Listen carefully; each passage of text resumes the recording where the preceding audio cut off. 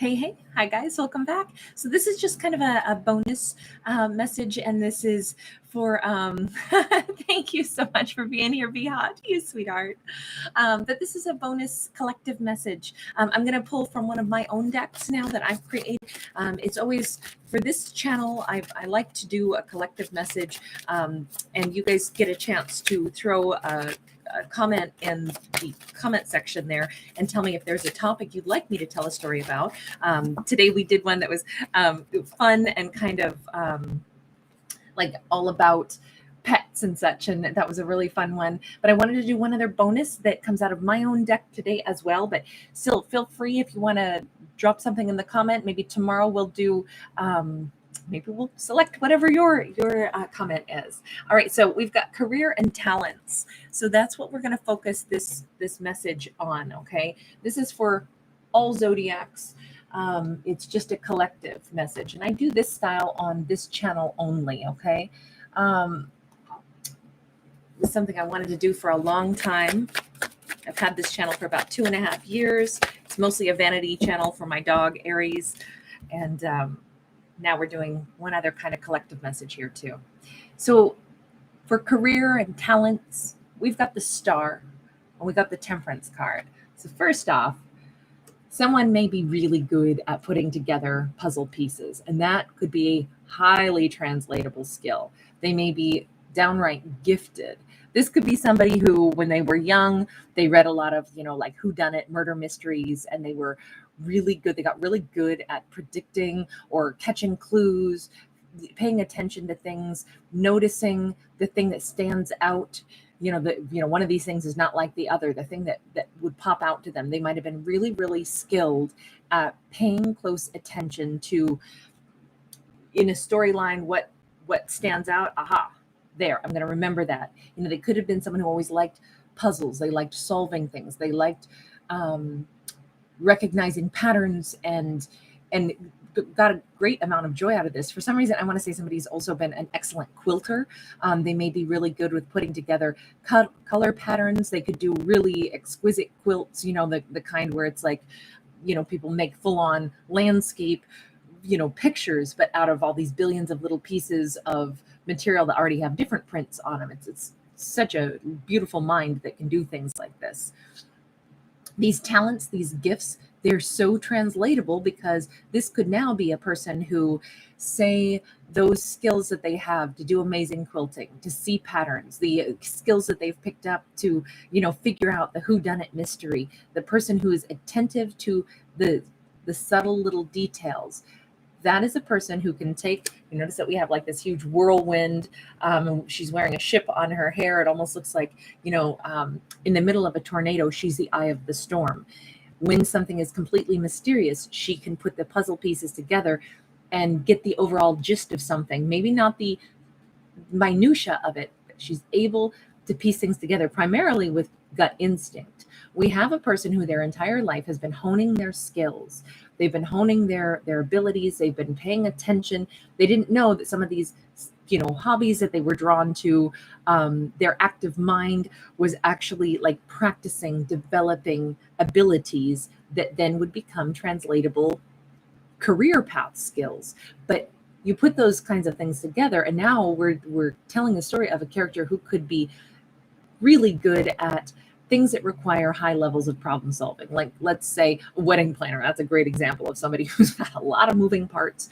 They got to bring everything together. They got to make it all work.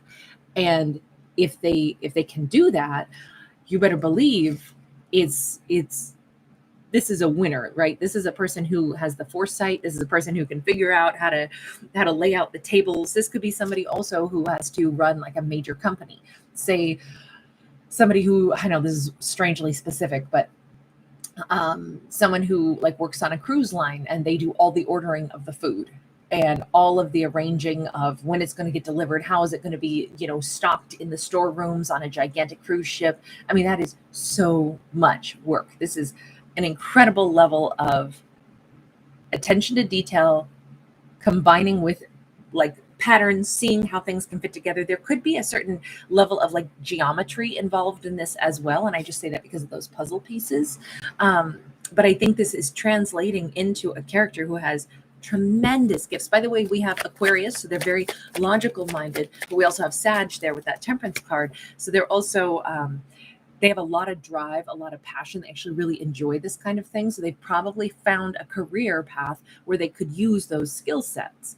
Six of Cups and the Judgment. Oh, they're going back to a career path where they can use these skills. I'm guessing that we're describing a character who's going after a second career, or they're coming out of retirement to do something on the side, or they're giving up one career path and changing, but they're going back to using skills that they actually really enjoyed, things that are a natural gift, a natural talent that they possess, and they're going to be putting it into action. This could be a person who had a good close friend, childhood friend, or family member, or lover who said, you're so good at such and such. Why don't you do that instead? And it's like, oh my God, you're so right. And it feels like out of the blue, there may be some opportunity. With the Judgment card, this is being revived. Scorpio energy here, the kind of like, granted, it's not the Death card, it's Judgment, but still the Scorpio energy always makes me think of, the death and rebirth of something.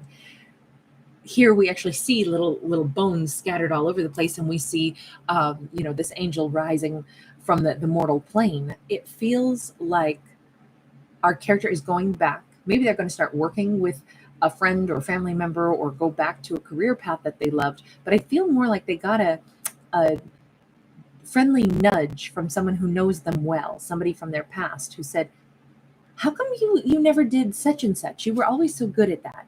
You were always so skilled at that. How come you never did that? You're so talented.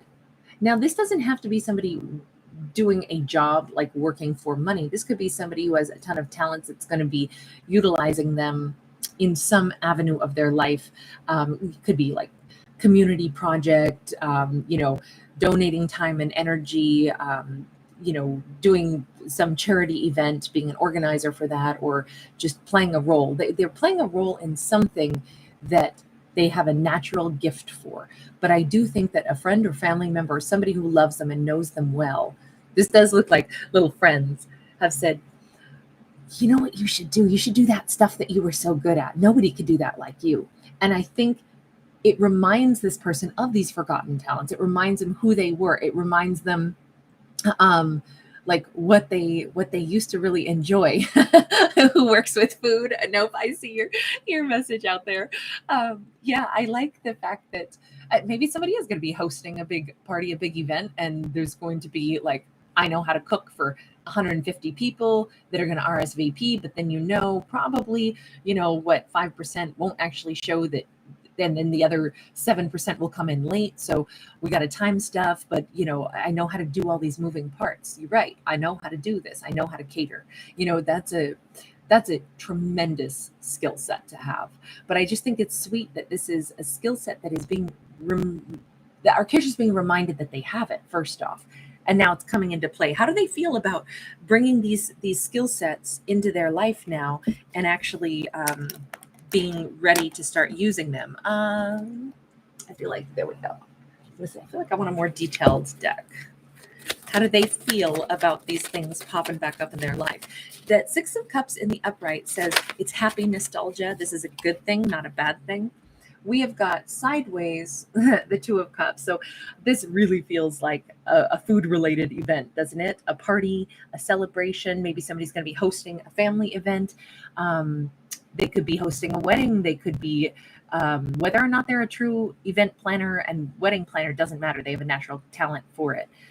It's something they've not done in a while. I said, how do they feel about it? And it's kind of like, oh man, this is a lot to take on with that Two of Cups. There's a choice. This character does not have to do this, but the Two of Cups, because it can be that, like that perfect kismet, that perfect balance. It's like, you know what? Part of me has missed this. Part of me would love to do this again. I'm feeling somebody that could do stage production as well. And it's like, it's so much work, but it is such a labor of love. And then the high that you get when you're done, you see, flutes of champagne. And it's like, oh my God, I would love to do something where we celebrate after all that work has been done. This feels like event style stuff. We have Princess of Wands. We have the Nine of Swords. So it's with a little bit of trepidation, because I think our character is saying, oh man, yeah, I do have these skills.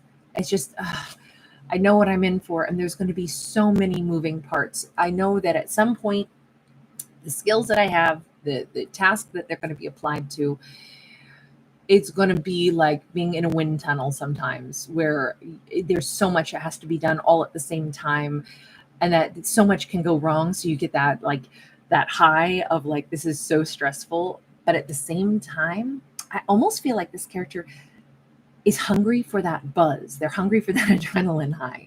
This is with the Princess of Wands, they do have an interest. And not only that, this is a chance for a character to, I feel like we're talking about an artist ultimately, because this is kind of like creative spark.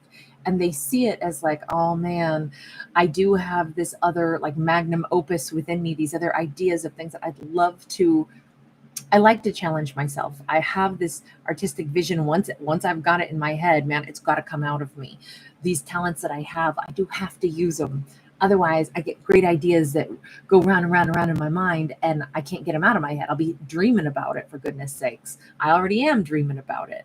I feel like our character, it's a love-hate relationship with their talents and gifts, because I feel like the skill set that this character possesses makes them really good at doing jobs that require a ton of effort, but it's also this crazy labor of love, and it's a real chance for them to kind of like shine and show their, it's a reflection of who this character is on the inside. It's their passion, it's their mental acuity at, shining and getting an outlet.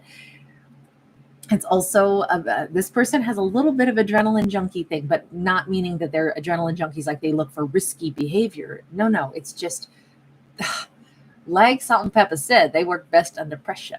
That's what I would say. They work good under pressure, and once they've got an idea in their mind about how to do something, they can't help it. They're going to think about it a ton until they put that plan into action. This is a character who dreams about what they're going to do, how they're going to do it. They probably have a lot of inspired thoughts that pop up late in the night. Basically, what we're describing is like their blessing and their curse is that this is a very competent, very intelligent person who has a lot of fantastic ideas. And those ideas, once they get a bee in their bonnet, it's got to come out. So with their gifts and talents, I feel like this character is going to find an outlet for that. What is the result going to be? For them to be able to use these gifts and talents, what are they going to gain from doing this? By the way, I feel like I'm going to sneeze. The Tower, something's going to change in their life. I feel like this is really good, though. I always love the Tower, but I feel like for a character to be able to finally, Page of Pentacles, they're going to have magic back in their lives. This is something that they've needed to like free their mind, let their creative flow out. This is less of a job, even though it's going to be work. This is their talents, their work, their career path. This feels like somebody who is either, reaching back into their bag of tricks and pulling out some skills, and they're going to keep working in the career path that they're already in, but they get to do something different. And it is very freeing. It might be just what they need at this point in time, even though it is still a tremendous amount of effort. I'm picturing somebody who's like, they were semi-retired from this concept of this task that they used to be really skilled at. And now they're like, okay, let's do this. Part of it is exciting. Part of it sucks a little because they know it's going to be all consuming, but it was just the outlet that they needed. Now, to me, this says they're going to have more joy, more delight doing this, using these talents, dusting off these talents, and it could really change their life. You notice all the little fairy dust. Magic is afoot for this character. Ooh, I liked this one. I am so enjoying these collective reads on this channel. I have wanted to do this for forever, and I just never could find any time for it. And then finally I was like, if you want to do it, make time for it. Do one video, 2 videos, that's it per day over on this channel, and just go for it. So here I am. You guys, thanks so much for being here. Lots of love. Be hot. I see your special request for a Libra video, and I will absolutely bounce over to my other channel and we'll do one right now. Okay. Thank you guys so much for supporting this. Thank you so much for being here. All right, you guys.